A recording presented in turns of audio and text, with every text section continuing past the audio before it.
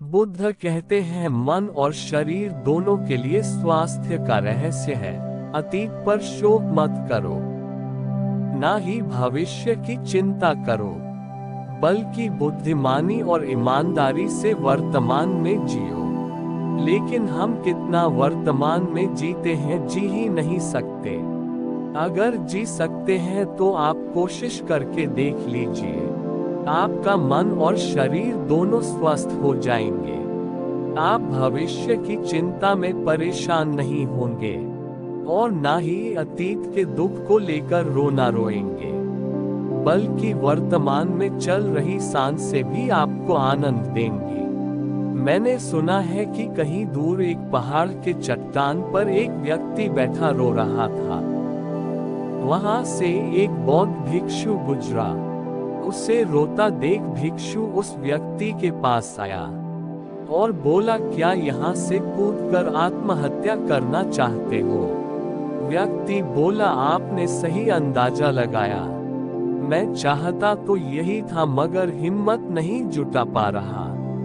भिक्षु ने कहा, क्या सब पीछे छोड़कर आए हो या अपने साथ भी कुछ लाए हो?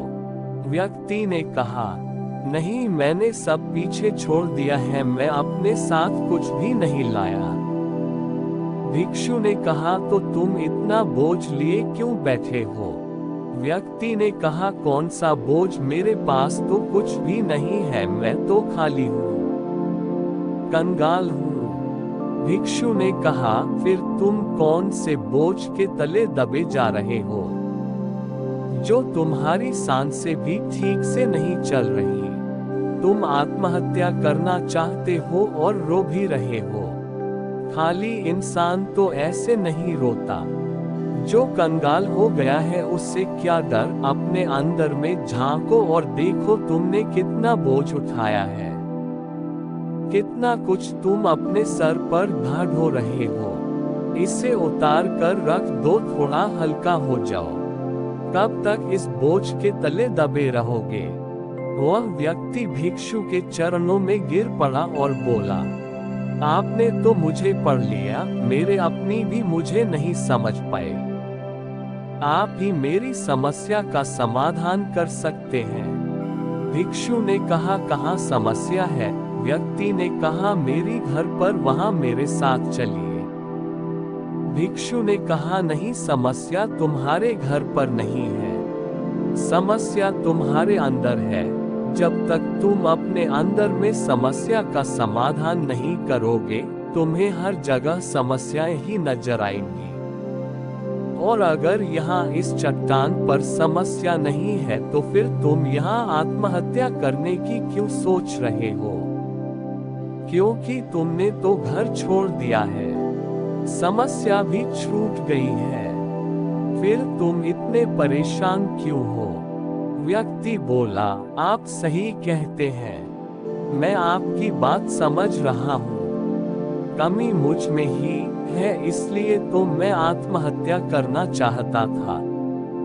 मैं किसी काम का नहीं हूँ, मैं जो कुछ भी करने जाता हूँ सब बिगड़ जाता है, मेरी किस्मत ही बहुत खराब है। भिक्षु ने कहा, ठीक है, मुझे बताओ कि क्या खराबी है तुम्हारी किस्मत में? व्यक्ति ने कहा, मैंने व्यापार करने के लिए अपने परिवार से धन लिया। उस धन से मैंने व्यापार किया, लेकिन मेरा व्यापार ठीक नहीं चला। शुरू में मेरे परिवार वालों ने मेरा साथ दिया, लेकिन धीरे धीरे जैसे जैसे मैं अपने व्यापार में नुकसान उठाता गया, मेरे परिवार वाले भी मुझसे दूर हो गए। मैं सब उन्हीं के लिए कर रहा था, लेकिन वो मुझे अब इन सब का जिम्मेदार ठहराते हैं। मुझे भी लगता है कि मैंने उन सब के साथ गलत किया। मेरा एक मित्र है, उसने भी व्यापार आरंभ किया था, आज उसका व्यापार बहुत अच्छा चल रहा है। वह कभी मेरे घर आता है तो वह अपने अच्छे चल रहे व्यापार की बात करता है। वह बताता है कि कैसे उसने अपने व्यापार को अपने दम पर खड़ा किया, कैसे उसने मेहनत की और सफलता पाई। मेरे परिवार वाले भी कहते हैं कि देख, उससे तेरे बस का तो कुछ भी नहीं है। अब हालात यह है कि मेरा घर भी गिरवी पड़ा है। भिक्षु ने कहा, क्या तुम्हें पता है तुम्हारा मित्र तुम्हारे पास क्यों आता है? व्यक्ति ने कहा, हाँ मुझे पता है, वो मुझे नीचा दिखाने आता है। वह यह जताने आता है कि वह मुझसे श्रेष्ठ है। वह चाहता है कि मैं उसकी सफलता देखकर दुखी रहूं। भिक्षु ने कहा, क्या तुम दुखी होते हो? व्यक्ति ने कहा, हाँ दुख तो होगा ही। भिक्षु ने कहा, दुख किस बात का होता है? अपने असफल होने का या मित्र के सफल होने का? व्यक्ति ने थोड़ी देर सोचा और बोला, अपने असफल होने का इतना दुख नहीं होता जितना मित्र के सफल होने का होता है। भिक्षु ने कहा, अर्थात अगर तुम्हारा मित्र असफल हो तो तुम्हें खुशी होगी? व्यक्ति ने कहा, हाँ मुझे बहुत खुशी होगी। भिक्षु ने कहा, अर्थात तुम्हारी खुशी तुम्हारे मित्र के ऊपर निर्भर करती है। तुम्हारा मित्र चाहे तो तुम्हें खुश कर सकता है या चाहे तो दुखी कर सकता है। तुम स्वयं से तो ना खुश हो सकते हो और ना ही दुखी हो सकते हो। तुम अपने मित्र के गुलाम हो गए हो। तुम्हारी समस्या का कोई समाधान नहीं है, क्योंकि तुम्हारी खुशियां और तुम्हारे दुख दूसरों के व्यवहार से आते हैं। तुम्हारे स्वयं के कर्म से तो कुछ नहीं आ रहा। व्यक्ति बोला, ऐसा ना कहें, मुझे आपसे बहुत आशा है। भिक्षु ने कहा, जब हम दूसरों से आशा बांध लेते हैं तब हम दूसरों पर निर्भर हो जाते हैं। अगर मैं तुम्हें कोई रास्ता ना दूं तो तुम दुखी रह जाओगे, और अगर कोई रास्ता दूं तो शायद तुम्हें कुछ मिल जाए, लेकिन अगर आशा तुम अपने से बांधोगे तो तुम्हें सफलता अवश्य मिलेगी। तुम्हारा मित्र आज तुम्हें दुखी करने आता है, लेकिन बातें वह सच्ची ही बताता है। वह अपने संघर्ष और अपने अनुभव की बात बताता है। उसके अनुभव और अपनी बुद्धि का उपयोग करो। उसके संघर्ष का उपयोग करो। दुखी होने की जगह खुशी मनाओ कि तुम्हें घर बैठे कुछ अनुभव मिल रहे हैं।